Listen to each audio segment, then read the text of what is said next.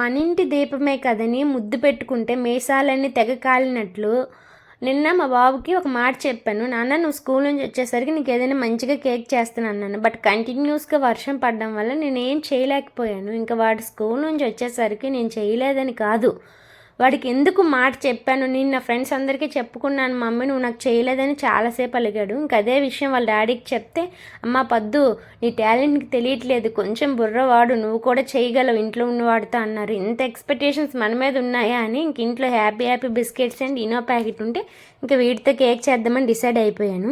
ఏం లేదండి, హ్యాపీ ఒక 5 బిస్కెట్స్ ప్యాకెట్స్ని ఇలా చిన్న ప్యాకెట్స్ని గ్రైండ్ చేసేసుకోవాలి. దానిలోకి ఒక కప్పు మిల్క్ని కొంచెం ఇనో పౌడర్ని వేసుకొని మంచిగా ఇలా బ్యాటర్ కలుపుకున్నాక ఇంకా మనము టీ కప్స్ ఉంటాయి కదా దానిలో వేసుకొని బేక్ చేసేసుకోవడమేనండి. చాలా బాగుంది టేస్ట్ కూడాను.